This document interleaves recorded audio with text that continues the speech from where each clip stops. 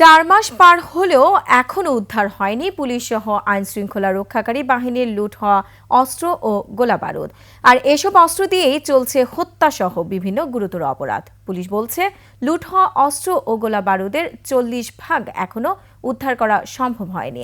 আর অপরাধ বিশেষজ্ঞদের মতে সব অস্ত্র উদ্ধার না হয় অজানা আশঙ্কায় ভুগছে সাধারণ মানুষ।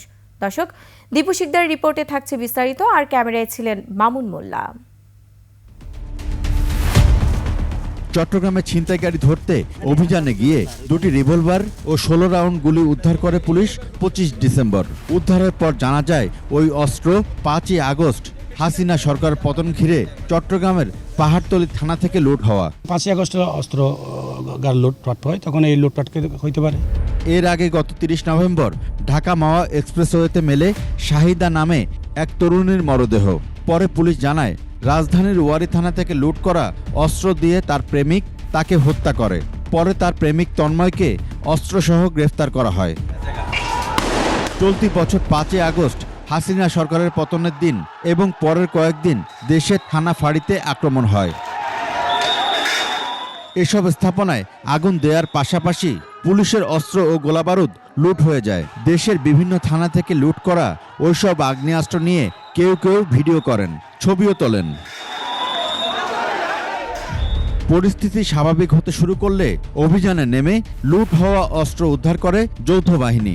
তবে এখনও প্রায় 1400 অস্ত্র উদ্ধার করা সম্ভব হয়নি। পুলিশের যে সকল গোলাবারুদ সমূহ লুণ্ঠিত হয়েছিল তার 60% অর্থাৎ 60% গোলাবারুদ কিন্তু ইতিমধ্যেই উদ্ধার করা হয়েছে। 4 সেপ্টেম্বর থেকে কিন্তু অস্ত্র উদ্ধারে কিন্তু একটি যৌথ অভিযান পরিচালিত হচ্ছে এবং প্রতিদিনই কিন্তু অস্ত্র উদ্ধার হচ্ছে। চলতি মাসের শুরুর দিকে আইজি প্রিজন্স জানান কারাগার থেকে পালিয়ে যাওয়া 70 ভয়ঙ্কর অপরাধী সহ 700 আসামি এখনো অধরা। 70 জনের মতো পলাতক আছে, সবাই জঙ্গি না, বিভিন্ন মামলায় ফাঁসির দণ্ডপ্রাপ্ত আছে, সব মিলিয়ে 700+ বন্দী এখনো পলাতক রয়েছে। দেশের থানাগুলোতে ধীরে ধীরে বাড়ছে পুলিশের কাজের পরিধি, তারপরও বাড়ছে অপরাধ। তা নিয়ে শঙ্কিত নগরবাসী। পুলিশগুলোকে আরও রুট লেভেল থেকে বা যত জায়গায় এই ধরনের ইনসিডেন্ট হইতেছে বা হওয়ার সম্ভাবনা আছে সেই সব জায়গায় তাদের মুভমেন্টটা বেশি হওয়া উচিত। কম্পারেটিভলি আমি মনে করতেছি যে গ্র্যাজুয়ালি এটা ডেভেলপ হচ্ছে, বাট মানে এখন একদম কমপ্লিটলি যে আমি স্যাটিসফাইড সেটা বলা যাবে না।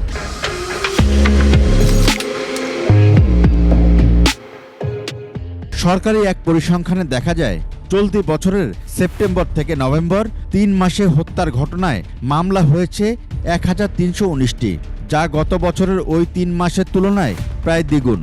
গত বছরের সেপ্টেম্বর থেকে নভেম্বর 3 মাসে হত্যা মামলা হয়েছে 723টি। অপরাধ বিশেষজ্ঞরা বলছেন অপরাধী গোষ্ঠীর কাছে রয়েছে লুট হওয়া অস্ত্রগুলো। বিভিন্ন পেশাদারী অপরাধ চক্র যারা রয়েছে তাদের হাতে এই অস্ত্রগুলো আছে। চক্রবদ্ধভাবে তারা অপরাধ করে এই ধরনের ব্যক্তি তারা।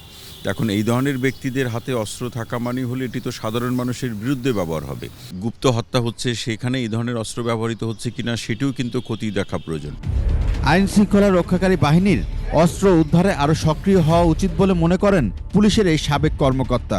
পুলিশ এখনও স্বাভাবিকভাবে কাজকর্ম শুরু করতে পেরেছে বা করছে বলে আমরা নাগরিক হিসেবে আশ্বস্ত হতে পারছি না। একটা সময়সীমা বেঁধে দিয়ে সাধারণ ক্ষমা ঘোষণা করা। পাশাপাশি অনেকেই জানে যে এই অস্ত্রটা লুট হওয়ার পরে এই অস্ত্রটা অমুক জায়গায় লুকানো আছে, এইরকম যদি সংবাদ আমাদেরকে দেয় তাদেরকে আমরা রাষ্ট্রীয়ভাবে একটা স্বীকৃতি বা সম্মাননা এটা দিব। পাশাপাশি এই সময়সীমার মধ্যে যারা অস্ত্র জমা দিবেন না তাদের বিরুদ্ধে কঠোর আইনি ব্যবস্থা গ্রহণ করা হবে। তার মতে লুট হওয়া অস্ত্র বাইরে থাকলে পরিস্থিতির আরও অবনতি হওয়ার আশঙ্কা আছে। দীপু শিকদার, 21 টেলিভিশন, ঢাকা।